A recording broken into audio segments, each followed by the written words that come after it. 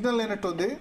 ఒకసారి చరణ్ కౌశిక్ గారి వెర్షన్ తీసుకుందాం. కాంగ్రెస్ పార్టీ ఏమంటుంది మొత్తం ఇవాళ ఉదయం నుంచి పరిణామాల మీద? సార్, ఇప్పుడు BRS party press meet KTR గారు కావచ్చు, హరీష్ రావు గారు అసలు ఇక మీడియాలకు సూచనలు చేస్తారు. వాళ్ళే ఆ మీడియాలకు సూచన చేసే ముందు నమస్తే తెలంగాణకు, టీ న్యూస్ కు, తెలుగు స్క్రైబ్ కు వాళ్ళు ముందస్తుగా సూచనలు చేసి తెలంగాణ రాష్ట్రంలో మిగతా ఛానళ్లకు సూచనలు చేస్తే బాగుండేది. ఎందుకంటే అవాస్తవాన్ని ప్రచారం చేసేదే Namaste Telangana, T news, Telugu scribe. దానికి తోడు హరీష్ రావు గారు, కేటీఆర్ గారు కావచ్చు, బీఆర్ఎస్ పార్టీ నాయకులందరూ రోజు అవాస్తవాలే ప్రచారం. ఎందుకంటే వాళ్ళు చేస్తే కరెక్ట్, వేరే వాళ్ళు చేస్తే తప్పు. సిట్టు విచారణ జరుగుతాం. వాళ్ళ ఆయనలో 9 సిట్లు ఇచ్చారు. ఒకటి కాదు, 2 కాదు. ఒకటి 2014 విఖారుద్దీన్ కేసు 2015లో, నయీముద్దీన్ 2016లో, ఐటీ గ్రిడ్కి సంబంధించి 2019లో, గంగాధర్ ఆత్మహత్య 2020లో చెప్తాను సార్. మరి రాజయ్య గారి మీద సిట్టు వేసి తెలుస్తుంది. అదే చెప్తాను సార్. మేము ఆల్రెడీ విచారణ చేయమని చెప్పేసి మా ఎంపీ గారు చామల కిరణ్ కుమార్ రెడ్డి గారు 2014 నుంచి 2020 వరకు కేంద్రానికే లేఖ రాసినాం. 14 నుంచి 26 వరకు మొత్తం సింగరేణిలో జరిగినటువంటి ఏదైతుందో మొత్తం వ్యవహారానికి సంబంధించి కమిటీ కాన్స్టిట్యూట్ చేసి నిజ నిర్ధారణ చేయాల్సి చెప్పి చాలా స్పష్టంగా మా ఎంపీ గారు లేఖ రాశారు. అదే కాకుండా మీరు చూసిన ఎమ్మెల్యే కొనుగోలు వ్యవహారం కావచ్చు, చాలా వీటిలో 9 విషయంలో సిట్టు విచారణ ఒక్కదానికే రిపోర్ట్ ఇచ్చారంటే ఎవరైనా పిలిచి మాట్లాడినా మీరు? అంటే బీఆర్ఎస్ పార్టీ చేస్తే correct, Namaste Telangana, T news, Telugu scribe రాస్తే కరెక్టు, హరీష్ రావు గారు, కేటీఆర్ గారు మాట్లాడితే కరెక్టు. ఇప్పుడు చాలా స్పష్టంగా వి ప్రకాష్ గారు ఇరిగేషన్ శాఖకు వారు కార్పొరేషన్ చైర్మన్ పనిచేసి వారే అన్నారు 2018 తర్వాత హరీష్ రావు గారు కావచ్చు, వాళ్ళ అనుయులు కావచ్చు, వాళ్ళ చుట్టాల బంధువుల ఫోన్లని ట్యాపింగ్ అని చెప్పేసి వి ప్రకాష్ గారు చెప్పారు. కలపుల ఖైద్ గారేమో మా ఫోన్లు, మా పిఐ ఎవరైనా అల్లుని ఫోన్ ట్యాపింగ్ చేస్తారని చెప్పి ఒక ఆమె. తర్వాత ఆర్ఎస్ కుమార్ గారు బీఎస్పీలో ఉన్న ఫోన్ ట్యాపింగ్ జరిగిందని చెప్పేసి వారు మాట్లాడారు. ఒంటేరు ప్రతాప్ రెడ్డి గారు 2018లో అదేవిధంగా ఫోన్ ట్యాపింగ్ జరిగిందని చెప్పి చాలా స్పష్టంగా వారు మాట్లాడారు. అదే కాకుండా కేసీఆర్ గారు ఓడగొట్టమని చెప్పేసి హరీష్ రావు నాకు ఫోన్ చేసినని చెప్పి చాలా స్పష్టంగా వారు చెప్పారు. ఈటల ఆయన గారికి సంబంధించిన కుటుంబ సభ్యుల ఫోన్లు ట్యాపింగ్ అని చెప్పేసి వారు మాట్లాడారు. విశ్వేశ్వరరెడ్డి గారితో ఏకంగా నేను ఎవరైతే భూమికి అమ్ముతున్నా ఆ వ్యక్తిని భూమి కొనొద్దని చెప్పి ఒత్తిడి తెచ్చిరని చెప్పేసి చాలా పెద్ద ఎత్తున వారు ఆరోపణ చేశారు. కాబట్టి ఇక రకరకాలుగా మేము చెప్పినాయి కావు ఇవన్నీ. అదే కేటీఆర్ గారు ఒక సందర్భం చెప్పిండు, ఏదో చేసి ఉంటాం 2, 3 ఫోన్లు ట్యాపింగ్ జరిగి ఉండొచ్చు అని చెప్పేసి వారు మాట్లాడుతూ ఉన్నారు. అంటే మీరు చేసిన పాపాలన్నీ మీరే చేసి, చేసిన ఘోరాలన్నీ మీరు చేసి ఇప్పుడు కాంగ్రెస్ ప్రభుత్వం ఆపాదించే ప్రయత్నం చేస్తే ఎట్లా? బ్రిటిష్ కాలంలో ఫోన్లు ట్యాప్, బ్రిటిష్ కాలంలో ఫోన్లు ఉన్నాయి అసలు? బ్రిటిష్ కాలంలో అసలు ఫోన్లు ఉన్నాయా? బ్రిటిష్ కాలంలో ఫోన్లు ట్యాప్ అయినాయంట.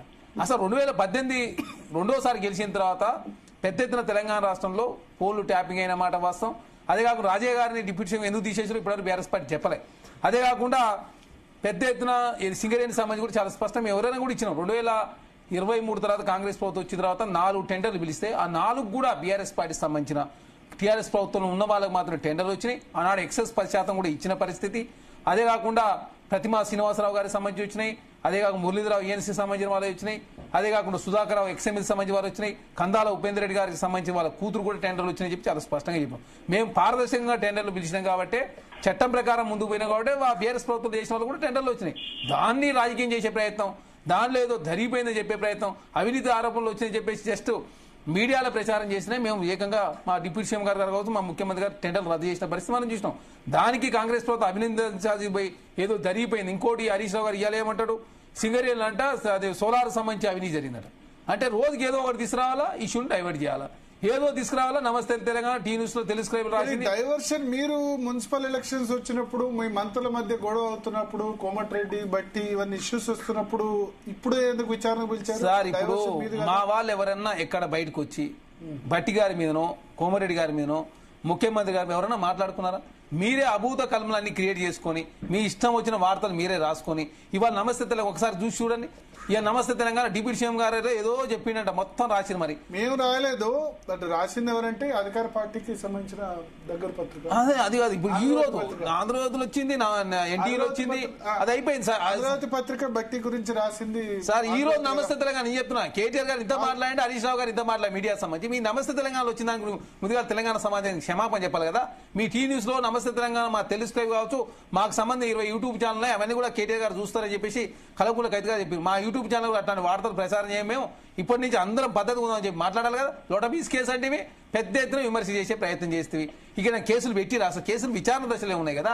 అదే కాకుండా మీరు వేసిన 9 సీట్లు ఏమైనా కూడా తెలియని పరిస్థితి. 2015 నుంచి 2024 వరకు 9 సీట్లు వేస్తే ఒక్కడన్నా తేలిందా? మరి అదే కాళేశ్వరం కమిషన్ సంబంధించి రిపోర్ట్ ఇచ్చిన తర్వాత అదే కాకుండా మీరు కోర్టుకు పోయి తర్వాత డ్యామ్ సేఫ్టీ అథారిటీ వాళ్ళు ఇచ్చిన దాని మీద సిబిఐకి ఇచ్చామని చెప్పినాం. 24 గంటలు వాళ్ళు కేసు నమోదు చేస్తామని చెప్పి భారతీయ జనతా పార్టీ కేసు నమోదు చేయలే.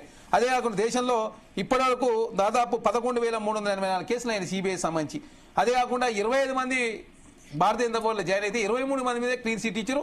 NCP national corruption party Ajit Pawar వృద్ధియాలని చెప్పారు భారతీయ జనతా పార్టీ.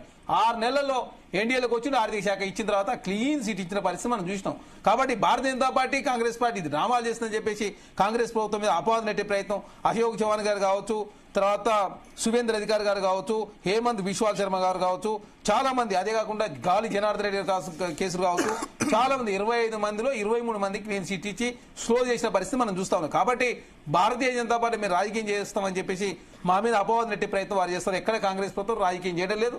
దురుద్దేశపూర్వంగా ఆనాడు ఎవరైతే ఫోన్ ట్యాపింగ్ పాల్పడరో వారికి సంబంధించిన వాంగ్మూలం ఆధారంగా మాత్రం విచారణ చేస్తారు. రాధాకిషన్ రావు గారు ఇచ్చిన వాంగ్మూలం ఆధారంగా కేటీఆర్ గారు చేశారు. మొన్న శ్రవణ్ రావు కావచ్చు, అదే ప్రభాకర్ రావు గారు ఇచ్చిన దాని ఆధారంగా హరీష్ రావు గారు చేశారు. హరీష్ రావు గారు ఫోన్ ట్యాపింగ్ అయిందని చెప్తే ఆయన మౌనం వహించారని చెప్పేసి లీకులు వస్తా ఉన్నాయి. ఇప్పుడు లీకులకు సంబంధించి మీ పార్టీ వాళ్ళే చెప్తా ఉన్నారు కదా, ప్రకాష్ గారు మీ పార్టీ మరి చర్యలు తీసుకున్నారా? తీసుకోలేదు. ఆర్ఎస్ ప్రవీణ్ కూడా ఇంతకుముందు వారు చెప్పిరి, ఒంటేరు ప్రతాప్ గారికి చెప్పిరి, ఒకరు కాదు కదా.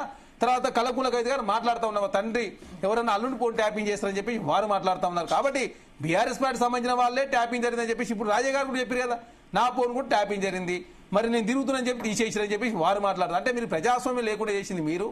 అదే కాకుండా ఎవరు నచ్చని వాళ్ళు, గిట్టని వాళ్ళు కావచ్చు, మీ పార్టీకి చందాలు లేని వాళ్ళు కావచ్చు, మీ పార్టీకి వ్యతిరేకం చేసే వాళ్ళు కావచ్చు, మీడియా సంబంధించి మీడియా గురించి ఏం మాట్లాడతారు?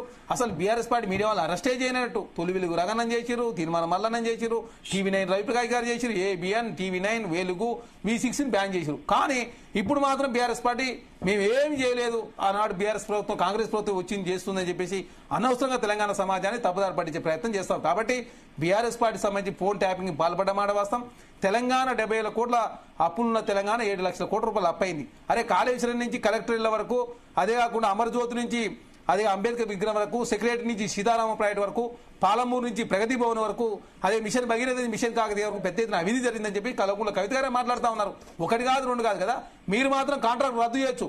ఆనాడు ప్రాణహిత సువేళ్ళ అంబేద్కర్ ప్రాజెక్ట్ సంబంధించి దాన్ని రద్దు చేసి అంచనాలు పెంచి మీరు వేరే వాళ్ళకి ఇస్తే మాత్రం మీ ప్రాజెక్టులో అవినీతి జరగలేదు. పాలమూరు రంగారెడ్డి సంబంధించి ప్లేస్ మార్చి అంచనాలు పెంచి సమైక్య రాష్ట్రాలు ఇచ్చిన కాంట్రాక్ట్ రద్దు చేసి మీరు కొత్త వాళ్ళకి ఇస్తే మాత్రం మీరు చేస్తే అవినీతి జరగలేదు. కాంగ్రెస్ ప్రభుత్వం అందరూ సింగరేణి సంబంధించి ఏదో నైని గని సంబంధించి రద్దు చేస్తే మాత్రం పెద్ద ఎత్తున కాంగ్రెస్ పార్టీ అవినీతి పాల్పడదని చెప్పేసి తెలంగాణ సమాజాన్ని తప్పుదారి పట్టించే ప్రయత్నం బీఆర్ఎస్ పార్టీ చేస్తా ఉంది. కాబట్టి తెలంగాణ సమాజం గమనిస్తున్నారు, బీఆర్ఎస్ పార్టీలో ఆనాడు స్వేచ్ఛ ఎవరికి లేదు. అదే కాకుండా ప్రభాకర్ రావు గారు విదేశాల్లో ఉంటే తీసుకొచ్చినాం ఇండియాకి. ఇప్పటి వరకు మీరు చూస్తాం, విజయ్ మాలే రాలేదు, లలిత్ మోడీ రాలేదు, మొయిల్ చోక్సీ రాలేదు. 2014 నుంచి 2026 వరకు దాదాపు 12 సంవత్సరాలు అవుతా ఉంది. ఇప్పటివరకు ఒక్కరినైనా భారతీయ జనతా పార్టీ తీసుకురాలే కదా. అట్లాంటి పరిస్థితుల్లో కూడా తెలంగాణ రాష్ట్రంలో కాంగ్రెస్ ప్రభుత్వం సుప్రీంకోర్టు పోయారు, హైకోర్టు పోయారు, కేంద్ర ప్రభుత్వం సంప్రదించారు. ఇప్పుడు 2 సంవత్సరాలు